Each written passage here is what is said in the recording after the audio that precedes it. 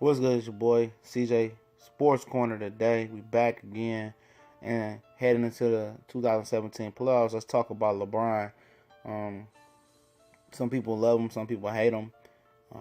But when you as great as him, you're gonna always have people that love you, especially people that root for that team and people that like your style. There's always some people that's gonna be naysayers and hate or just dislike you. Might not just hate.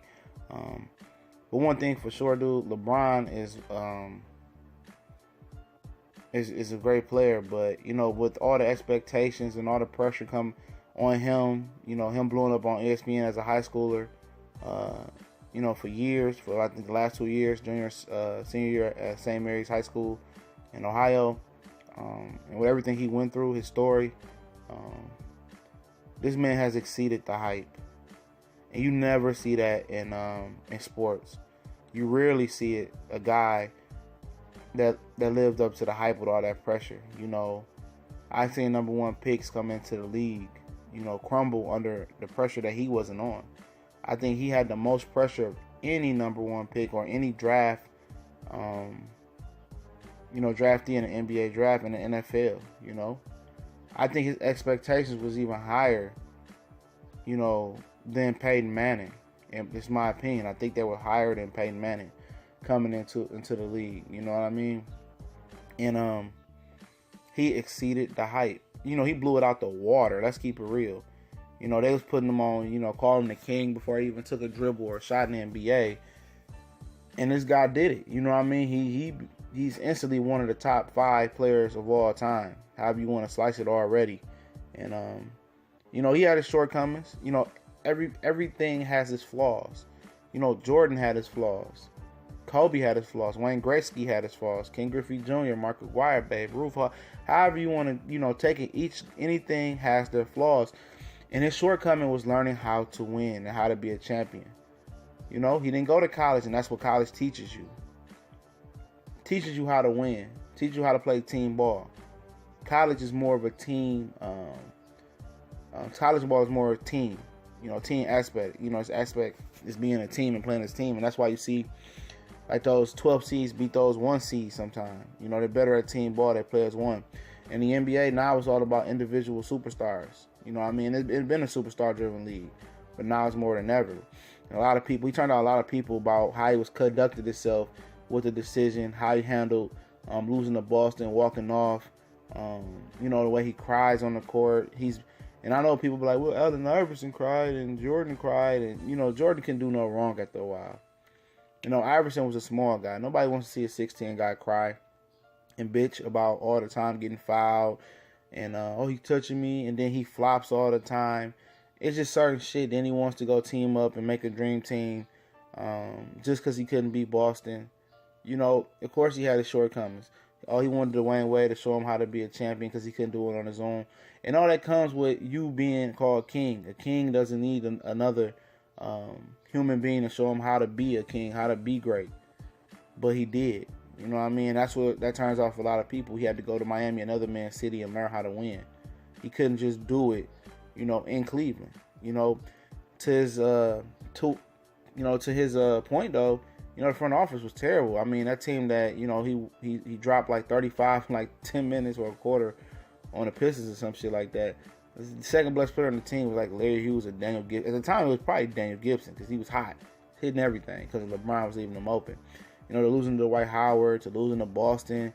He had to leave and come back, and that turns a lot of people off. When you're the best, you never seen the best go join somebody else. That's one of the top 5 players in the league, in Dwayne Wade, to team up and win in their prime. That turned off a lot of people in his prime, to be specific. And, people be like, well, Boston started the big 3 thing, but three of those guys were struggling and pretty much on the other side of that hill. You got KG, who was struggling in Minnesota, crying every day because they couldn't win. Shaq and Kobe really shut him out the 1 year we had Sprewell and Sam Cassell. Ray Allen was riding in Seattle, couldn't win. Paul Pierce was riding in Boston, couldn't win. And they was pretty much almost on the other side of their careers. You can make the case that Dwayne Wade was, but I think Dwayne Wade had just as much as Ray Allen at those parallel times. But a lot of people, going to put asterisks by his career. Oh, I hated LeBron. There's a lot of people that hated Jordan, but when he retired and he was gone, people missed him. And people blame LeBron for the detriment of the league. The league ain't as popular as it used to be, because really it's not his fault. I mean, a lot of these guys see LeBron go get the money, he's good, but they don't see the work he put in. You want to get drafted and you content with being an average player or below average player and just getting money. You don't want the ambition to work harder and get more. Therefore, you come in the league, you don't get better, you don't develop. It's about 50-60% of every year that they come into the league that don't want to work and don't want to develop until it's a contract year, if they get to that far. So therefore, your talent level is not the same. A lot of people can't understand that. It's not the same. It's no more big guys, even though they started to come back with Cat, Okafor, and a couple other guys that play in the play. Every big guy want to shoot the three and do all that, and that's why a lot of these guys' teams are not successful. The game is supposed to be played from the paint out, and that's why those old teams will really dog a lot of these new teams out. But that's never here or there. I'm talking about LeBron. Let me get off topic. But that's the way the league is changing. The degree of difficulty he's going through, it's not that hard. He's only one team that he plays a year that stands between him and the championship, and that's Golden State right now. And should it take away from his greatness? Absolutely. He's not struggling going through the playoffs for the last 5 or 6 years. There's nobody who came close to touching him in the Eastern Conference. That's why he would never consider going to the West, because the degree of difficulty is a lot less easier. But when he gets to the finals, he does perform. The first year when Kyrie versus Golden State was out, he balled his ass off, but it was no pressure on him. You got to understand the circumstances. There was no pressure on him. Last year, they had to spend Draymond Green to get their momentum. This year, it should be no excuses. The king of all kings. He get it done versus Durant and Golden State while they're healthy and 100% hitting on all cylinders, depending on how they playoff run go. Whoever shows up, I think that's going to be his most important championship.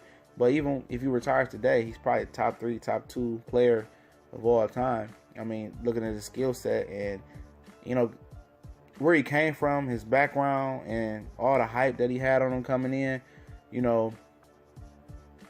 it's a case to be made for, number one. He'll never be greater than Jordan. I mean, it can't happen. But what he came from, he exceeded the hype. He blew it away. And that you got to give him credit on. We gone.